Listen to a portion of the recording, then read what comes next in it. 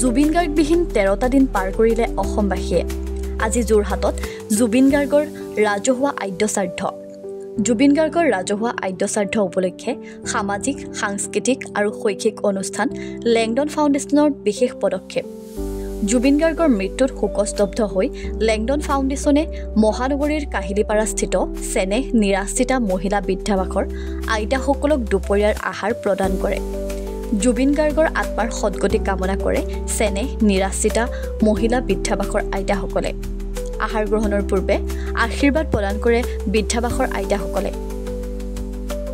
স্বৰ্গীয় বুলি ক'বলৈ বেয়া লাগিছে, স্বৰ্গীয় জুবিন গাৰ্গৰ মৃত্যু তিথি উপলক্ষে লেংডন ফাউণ্ডেশ্যনে আজি আমাৰ চেনেহৰ আইতাসকলক দুপৰীয়াৰ এসাঁজ জলঅন্ন আগবঢ়াইছে।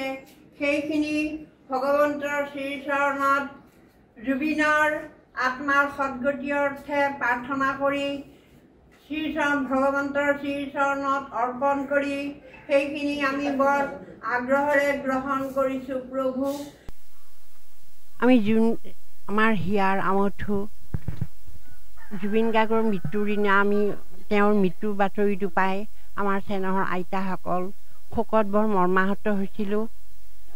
আমি তেওঁৰ আজি এইদৰে যে আদ্যশ্ৰাদ্ধ তেওঁৰ ইমান কম বয়সতে যে আমি আইতাসকলে খাব লগা হৈছে, তাৰ বাবে আমি আটাই বৰ দুখ পাইছোঁ।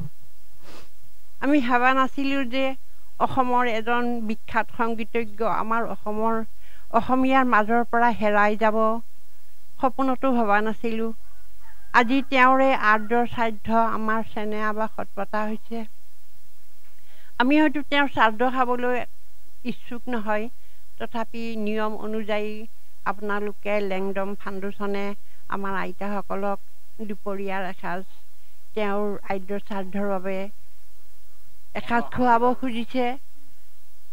তাৰ বাবে আপোনালোকৰ তেওঁৰ বিষয়ে যি মনত শ্ৰদ্ধা ভক্তি ৰাখি এইদৰে লেংডন ফাউণ্ডেশ্যনে আমাৰ আইতাসকলক এসাঁজ দুপৰীয়া খুৱাব খুজিছে, তাৰ বাবে আপোনালোকক বহুত বহুত ধন্যবাদ জনাইছোঁ। লেংডন ফাউণ্ডেশ্যনৰ এই কাৰ্যসূচীত উপস্থিত থাকে লেংডন ফাউণ্ডেশ্যনৰ অধ্যক্ষ নিতুল বৰগোহাঁই, কটন কলেজৰ প্ৰাক্তন অধ্যাপক ডক্টৰ মনোৰঞ্জন বৰগোহাঁই, IITৰ ডক্টৰ লুকুমণি বৰা আৰু IITৰ ডক্টৰ কুলকমল সেনাপতি।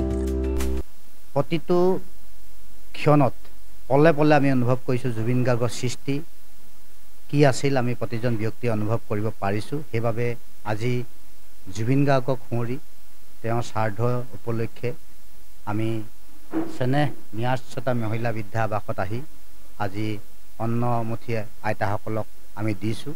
এই পবিত্ৰ তিথিত আমিও লেংডন ফাউণ্ডেশ্যনৰ পৰিয়ালে আহি কাহিলীপাৰাস্থিত স্নেহ নিৰাশ্ৰিতা মহিলা বৃদ্ধাশ্ৰমত ইয়াত থকা আশ্ৰয়ীসকলক, আইতাসকলক, আইসকলক আমি আমাৰ তৰফৰ পৰা দুপৰীয়াৰ অন্নমুঠি প্ৰদান কৰিছোঁহি। জুবিন গাৰ্গ আমাৰ হিয়াৰ আমঠু, নতুন প্ৰজন্মৰ হাৰ্টথ্ৰব।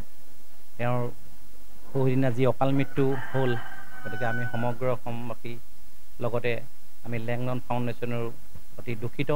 গতিকে এই উপলক্ষে আজি যিটো ৰাজহুৱা শ্ৰাদ্ধ যোৰহাটত আয়োজন কৰিছে, তাৰ লগত সংগতি ৰাখি আজি তেওঁৰ যি ধৰণৰ চিন্তাধাৰা আদৰ্শ, তেওঁ যি মানৱদৰ্দী মানুহৰ প্ৰতি যি তেওঁৰ অন্তৰাত্মাই কঁপি উঠিছিলে, চ' সেই তেনেকুৱা ধৰণৰ চিন্তাধাৰাৰে আজি আমিও এই ইয়াত চেনেহ নিৰাশ্ৰিতা মহিলা বৃদ্ধাবাসত তেওঁৰ আদৰ্শবিলাক জীয়াই ৰখাৰ উদ্দেশ্যেৰে গতিকে আজি দুপৰীয়াৰ আহাৰ ইয়াতে প্ৰদান কৰা হৈছে।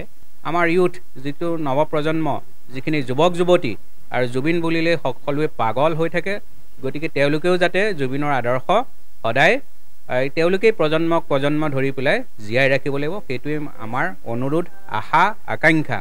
গতিকে এইখিনিকে লৈ পেলাই আমি এতিয়া জুবিনবিহীন এখন অসম, ভাৰত, পৃথিৱীক লৈ পেলাই আমি আগবাঢ়ি যাব লাগিব। নিউজ ডেস্ক ৰিপৰ্ট, লেংডন বাতৰি।